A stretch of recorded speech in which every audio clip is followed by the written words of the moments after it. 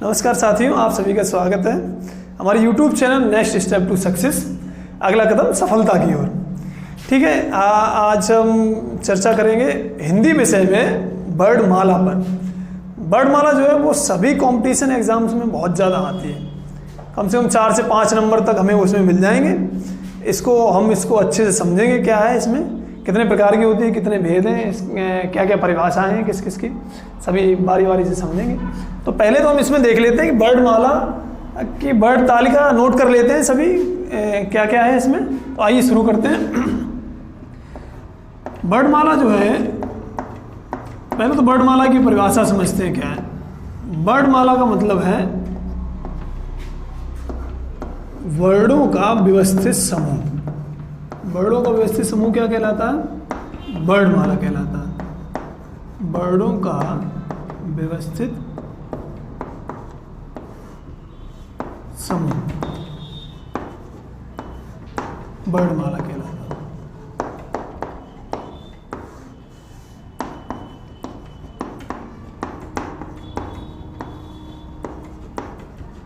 कहलाता है। ठीक है, तो वर्णमाला जो है वो वर्णमाला में सबसे पहले कन्फ्यूजन जो बच्चों में रहता है वो रहता है वर्ण और ध्वनि में अंतर क्या है। तो वो थोड़ा सा समझ लेते हैं, उसके बाद फिर वर्ण तालिका की ओर बढ़ते हैं। तो वर्ण जो है वो वर्ण हमारे क्या होते हैं? वर्ण भाषा की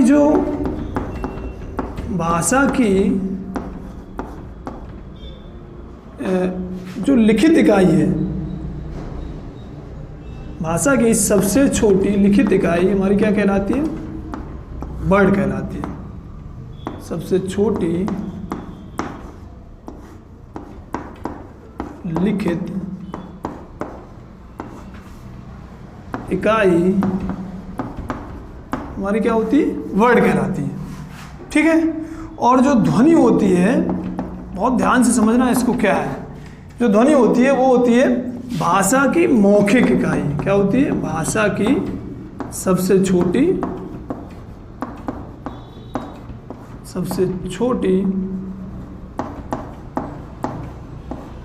मौखिक इकाई।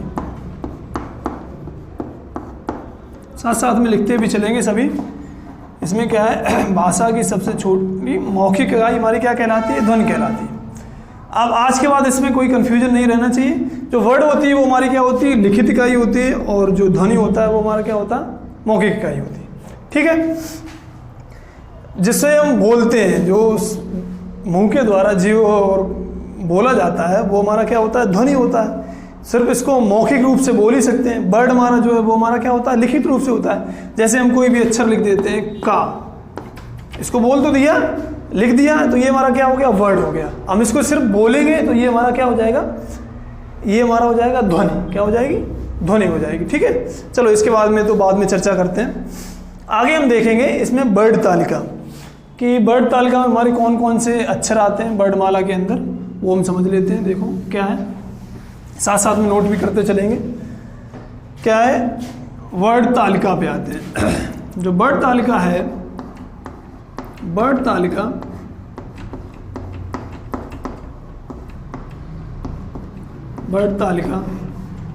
क्या है? वर्णमाला जो है, वर्णमाला को 2 भागों में विभाजित किया गया है। सभी को पता होगा। पहला क्या है? स्वर, और दूसरा क्या है? व्यंजन। ठीक है, स्वर और व्यंजन। तो समझ लेते हैं स्वर क्या है। पहले तो स्वर की परिभाषा समझ लेते हैं, फिर हम व्यंजन की समझेंगे क्या है। स्वर जो होता है, स्वर जो है वर्णों का वह समूह जो बिना किसी दूसरे वर्ड की सहायता से बोला जाए, वो हमारा क्या कहलाता है? स्वर कहलाता है। स्वतंत्र रूप से हो, जो वर्ड हमारे स्वतंत्र रूप से होते हैं, बिना किसी दूसरे वर्ड की सहायता से बोले जाते हैं, वो हमारे क्या कहलाते हैं? वर्ण कहलाते हैं। ठीक है, स्वर कहलाते हैं, सॉरी क्या कहलाते हैं? स्वर कहलाते हैं। ठीक है, वर्णों का स्वतंत्र रूप से बोला जाना हमारा क्या कहलाता है? स्वर कहलाता है। ठीक, और जो स्वर होते हैं, स्वर हमारे कितने प्रकार के होते हैं? स्वर के भेद देख लेते हैं।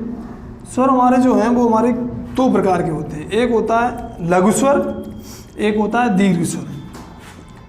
एक होता है लघु स्वर लघु या इसको हम ह्रस्व स्वर भी बोलते हैं, ह्रस्व स्वर। और दूसरा जो है वो हमारा होता है दीर्घ स्वर, मतलब देर तक बोला जाने वाला दीर्घ स्वर। ठीक है, ह्रस्व स्वर और दीर्घ स्वर। ठीक है, ह्रस्व स्वर जिसे बोलने में कम समय लगता है उसे क्या बोलते हैं हम? ह्रस्व स्वर बोलते हैं। जिन वर्डों को बोलने में कम समय लगता है उसे हम बोलते हैं ह्रस्व स्वर। ठीक है, और दीर्घ स्वर क्या है? जिन स्वरों को बोलने में ह्रस्व स्वर से 2 गुना समय लगता है। कितना गुना समय लगता है? 2 गुना समय, उसे हम बोलते हैं दीर्घ स्वर। अब ये कौन कौन से होते हैं ये देख लेते हैं।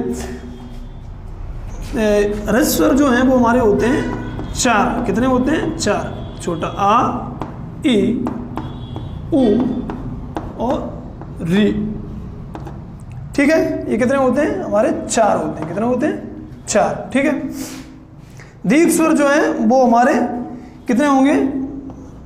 देख लो, लिखते हैं इसको। आ, ई, उ, ए, ओ और औ। ठीक है, और दीर्घ में होते हैं हमारे 7। ये मिलकर के हमारे कितने हो जाते हैं? 11। कितने हो जाते हैं? 11। 4 ह्रस्व और 7 दीर्घ स्वर। ठीक है, 11 स्वर हो जाते हैं। अब ये बच्चे ये समझ रहे होंगे इसमें कि हमारा अंग और आहा कहाँ गया? स्वर तो हमारे अंग और आहा में भी आते हैं। तो अंग आहा जो है, जो अंग होता है वो हमारा क्या होता है? अनुनासिक होता है। क्या होता है? अनुस्वार होता है। क्या होता है? अनुस्वार। ठीक है, अनुस्वार होता है। और जो आहा है वो हमारा क्या होता है? विसर्ग होता है। क्या होता है? विसर्ग। ठीक है, आहा जो है वो हमारा क्या है? विसर्ग है। ठीक है, चलो इनके बारे में हम आगे चर्चा करेंगे अगले वीडियो में। अभी आते हैं चलो व्यंजन पे। ठीक है, अब देखते हैं व्यंजन हमारे कितने कितने प्रकार के होते हैं। तो ये आपने नोट कर लिया होगा, तो ये नहीं किया है तो आप नोट कर लीजिएगा इसको पॉज करके या स्क्रीनशॉट लेकर के। ठीक है, तो अभी हम चलते हैं व्यंजन पे। ठीक है, चलो आ जाओ व्यंजन देखते हैं, व्यंजन में क्या क्या प्रकार होते हैं इसको देख लेते हैं। व्यंजन क्या क्या है? जो व्यंजन है, व्यंजन हमारे कितने प्रकार के होते हैं? देखो, व्यंजन जो है, व्यंजन के हमारे 5 भाग होते हैं। कितने भाग होते हैं? 5। ठीक है, व्यंजन के जो है वो हमारे कितने भाग हैं? 5। अब जाएगा नहीं जाएगा? इधर 5 भाग हैं। ठीक है, व्यंजन जो हमारे वो कितने भागों में? 5 भागों में। पहला जो होता है वो होता है हमारा स्पर्श व्यंजन। क्या है हमारा? स्पर्श व्यंजन। ठीक है, जिन वर्डों को बोलने में हवा हमारे मुख द्वार को स्पर्श करते हुए जाती है वो हमारे किस में आते हैं? स्पर्श व्यंजन में आते हैं। ठीक है, स्पर्श व्यंजन में आते हैं। स्पर्श व्यंजन में जो है वो हमारे क्या क्या हैं? क वर्ग से लेकर के प वर्ग तक के सभी वर्ड हमारे स्पर्श व्यंजन में आते हैं। कौन कौन से वर्ड आते हैं? क वर्ग से प वर्ग तक के सभी जो वर्ड हैं वो हमारे कहाँ आएंगे? स्पर्श व्यंजन में आएंगे। ठीक है, और इसके अलावा हमारे 2 और आते हैं वर्ड। एक आता है हमारा ज्ञा और एक आता है ढ। ये जो 2 वर्ड हैं ये भी हमारे किसमें आते हैं? स्पर्श व्यंजन में ही आते हैं। ठीक है, तो इनकी जो संख्या है वो हमारी कितनी हो जाती है? तो क वर्ग जो है, क वर्ग और प वर्ग, ये जो वर्ग होते हैं इन वर्गों में, सभी वर्ग में एक वर्ग में कितनी संख्या होती है? सभी की वर्डों की कितनी संख्या होती है? 5 होती है। कितनी होती है? 5। जितने भी ये वर्ग हैं उसमें एक वर्ग में कितनी संख्या होती है? 5 होती है। और हमारे वर्ग कितने होते हैं? 5 वर्ग होते हैं। ठीक है, वर्डों की संख्या होती है उसमें 5। तो सब मिला करके हमारे जो वर्ड आते हैं वो हमारे कितने आ जाते हैं? 5 वर्ग, और प्रत्येक में 5-5 वर्ड। तो ये मिलकर के कितने हो गए हमारे? 25 हो गए। कितने हो गए? 25। और ये 2 और होते हैं, तो इन दोनों को मिला करके हमारे पास टोटल संख्या कितनी हो जाएगी? 27 हो जाएगी। ठीक है, स्पर्श व्यंजन में जो हमारे वर्ड आते हैं वो कितने आते हैं? 27 आते हैं। इसके बाद दूसरा आता है जो हमारा प्रकार, वो आता है अंतस्थ। क्या आता है? अंतस्थ। अंतस्थ में अंतस्थ में हमारे क्या क्या आते हैं वर्ड। अंतस्थ व्यंजन में हमारे पास है य, र, ल और वा। ये जो अंतस्थ व्यंजन है ये बहुत ही ज़्यादा इम्पॉर्टेंट है। ये अंतस्थ व्यंजन बहुत ही कॉम्पिटिटिव एग्जाम में पूछा जा चुका है, तो इसको आप बहुत ही ध्यान से याद कर लीजिएगा।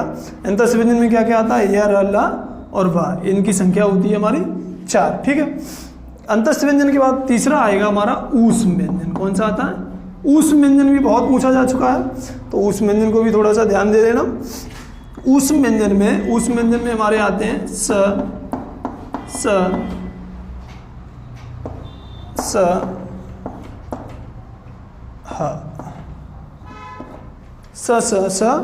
ह। ये हमारे जो हैं वो हमारे किस में आते हैं, ऊष्म व्यंजन में आते हैं। ऊष्म व्यंजन में भी हमारे कितने वर्ड हैं, 4 वर्ड हैं।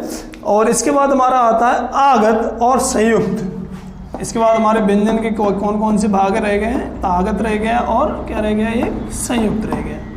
ठीक है। तो आगत और संयुक्त में कितने कितने वर्ड आते हैं, इनको भी देख लेते हैं। आगत जो वर्ड हैं वो हमारे क्या हैं, एक है हमारा ज और एक हमारा है फ। इनमें ये ज और फ। और संयुक्त हमारे वर्ड कौन कौन से हैं, एक हमारा छ, त्र, ज्ञ और हमारा एक क्या होता है, स्र। कितने होते हैं, छ, त्र, ज्ञ और स्र। ये 4 वर्ड आते हैं हमारे संयुक्त व्यंजन में। ठीक है।